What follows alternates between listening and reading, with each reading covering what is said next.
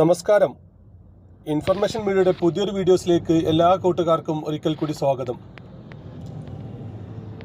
എല്ലാ തരത്തിലുള്ള സാമൂഹ്യ സുരക്ഷാ പെൻഷൻ ലഭിച്ചുകൊണ്ടിരിക്കുന്ന ആളുകളും ശ്രദ്ധിക്കേണ്ട വളരെ സുപ്രധാനമായിട്ടുള്ള അറിയിപ്പായിട്ടാണ് ഇൻഫർമേഷൻ വീഡിയോസ് വന്നിട്ടുള്ളത്. 1000 രൂപ ലഭിക്കുന്ന സ്ത്രീ സുരക്ഷാ പെൻഷൻ, അതുപോലെ തന്നെ 2000 രൂപ ലഭിക്കുന്ന സാമൂഹ്യ സുരക്ഷാ പെൻഷൻ അടക്കമുള്ള കാര്യങ്ങൾ ലഭിക്കുന്ന ആളുകൾ നിർബന്ധമായി ചെയ്യേണ്ട കാര്യങ്ങൾ അവ ശ്രദ്ധിച്ചില്ലെങ്കിൽ പിന്നീട് വലിയ രൂപത്തിലുള്ള ഫൈനൽ തിരിച്ചടക്കേണ്ടി വരും. ഇവരെല്ലാം നോക്കാൻ വേണ്ടി ഒരു ഓഡിറ്റ് വരികയാണ്. 2026 മാർച്ച് മുതലായിരിക്കും ഈ ഒരു ഓഡിറ്റ് നടപ്പാക്കുക.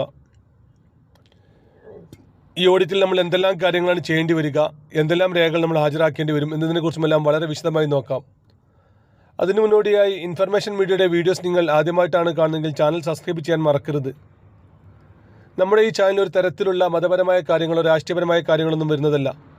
ഗവൺമെൻറ്റിൽ നിന്ന് ലഭിക്കുന്ന സേവനങ്ങൾ, ആനുകൂല്യങ്ങൾ, അറിയിപ്പുകൾ എന്നിവയെക്കുറിച്ച് മാത്രമായിരിക്കും വീഡിയോസുകൾ വരുന്നത്.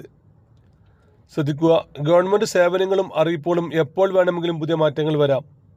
നിങ്ങൾക്ക് ഏറ്റവും പുതിയ അറിയിപ്പുകൾ ലഭിക്കാൻ ചാനൽ സബ്സ്ക്രൈബ് ചെയ്ത് തൊട്ടടുത്തുള്ള ബെല്ലൈക്കൺ കൂടി ക്ലിക്ക് ചെയ്യുക. ഇപ്പോൾ മാസം 2000 രൂപ ലഭിച്ചുകൊണ്ടിരിക്കുന്ന ആളുകൾക്ക് സർക്കാർ ഒരുപാട് കാര്യങ്ങൾ പറയാറുണ്ട്. അങ്ങനെയുള്ള എല്ലാ കാര്യങ്ങളും ചെയ്തു കഴിഞ്ഞാൽ മാത്രമാണ് തുടർന്നും അവർക്ക് പെൻഷൻ ലഭിക്കുകയുള്ളൂ. അതുപോലെ തന്നെ ഇവർ അനർഹമായിട്ടാണ് പെൻഷൻ കൈപ്പറ്റുന്നത് അറിയാൻ വേണ്ടി ഒരുപാട് കാര്യങ്ങൾ പറയുന്നുണ്ട്. അതിൽ വളരെ പ്രധാനപ്പെട്ട ഒരു കാര്യമാണ് അവരുടെ വീടിൻ്റെ അളവ്. അവർ താമസിക്കുന്ന അവരുടെ സ്വന്തം പേരിലുള്ള ഒരു വീട് 2000 സ്ക്വയർ ഫീറ്റിന് മേലെ വീട്ടിൽ താമസിക്കുന്ന ആളുകളാണെങ്കിൽ അവർക്ക് പെൻഷൻ അർഹതയില്ലെന്നാണ് സർക്കാർ പറയുന്നത്. ഇങ്ങനെയുള്ള ആളുകൾ പെൻഷൻ വാങ്ങിക്കഴിഞ്ഞാൽ അത് അനർഹമായിട്ട് പെൻഷൻ കൈപ്പറ്റുന്നവരുടെ കൂട്ടത്തിലായിരിക്കും ഉൾപ്പെടുത്തുക. അതുപോലെ തന്നെ സ്വന്തം പേരിൽ 4 ചക്ര വാഹനമുണ്ടെങ്കിൽ, ഇതിൽ ടാക്സി വാഹനം ഒഴികെ മറ്റ് പ്രൈവറ്റ് വാഹനങ്ങൾ 4 ചക്ര വാഹനമുള്ള ആളുകളാണെങ്കിൽ അവർക്കും പെൻഷൻ അർഹതയില്ലെന്നാണ് സർക്കാർ പറയുന്നത്. അതുപോലെ തന്നെ കുടുംബത്തിന് ഒന്നാകെ 1 ഏക്കറിന് മേലെ കാർഷിക ആവശ്യങ്ങൾക്ക് അല്ലാതെ ഉപയോഗിക്കുന്ന ഭൂമി ഉണ്ടെങ്കിൽ അവർക്കും ഈ ഒരു പെൻഷൻ അർഹതയില്ല. അതുപോലെ തന്നെ നമ്മുടെ നാട്ടിൽ നാം കണ്ടുവരുന്ന മറ്റൊരു കാര്യമാണ് സ്വന്തം സ്ഥലത്ത് മക്കൾ ചിലപ്പോൾ 1-2 വീടുകൾ വെക്കും. പക്ഷേ അതിപ്പോഴും ആ സ്ഥലത്തിൻ്റെ ഓണർ ചിലപ്പോൾ ഈ പെൻഷൻ വാങ്ങുന്ന ആളുകളായിരിക്കും. അതുകൊണ്ട് തന്നെ ഈ ബിൽഡിങ്ങിൻ്റെ ഓണറും ഈ ഒരു പെൻഷൻ വാങ്ങുന്ന ആളുകളാണ്. അങ്ങനെ ഒന്നിൽ കൂടുതൽ വീടുകളുള്ള ആളുകളാണെങ്കിൽ അവർക്കും പെൻഷൻ അർഹതയില്ല എന്നാണ് സർക്കാർ പറയുന്നത്.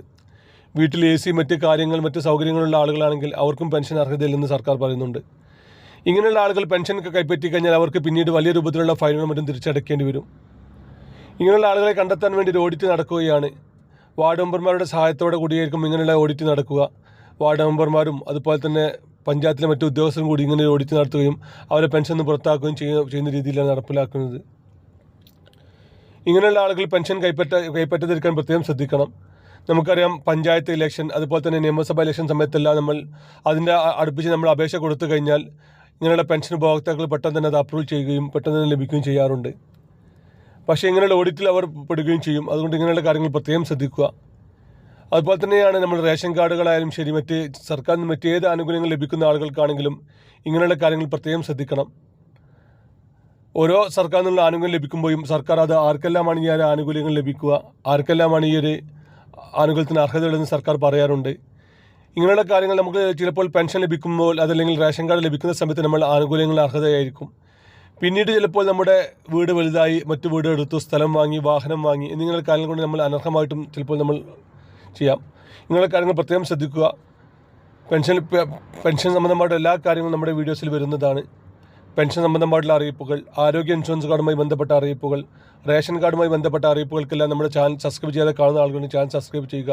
ഇതുപോലത്തെ ഇൻഫോർമേറ്റീവ് വീഡിയോ മാത്രമേ നമ്മുടെ ചാനൽ വരുന്നത്. വീഡിയോ ഇഷ്ടപ്പെട്ടെന്ന് കരുതുന്നു. ഇതുപോലത്തെ ചെറിയ ഇൻഫർമേഷൻ വീഡിയോകൾക്ക് വേണ്ടി ചാനൽ സബ്സ്ക്രൈബ് ചെയ്തിട്ട് കൂട്ടുകാർക്ക് ഷെയർ ചെയ്ത് കൊടുക്കുക. നമുക്കൊരു പുതിയ വീഡിയോസുമായി കാണാം. അതുവരേക്കും എല്ലാ കൂട്ടുകാർക്കും നന്ദി, നമസ്കാരം.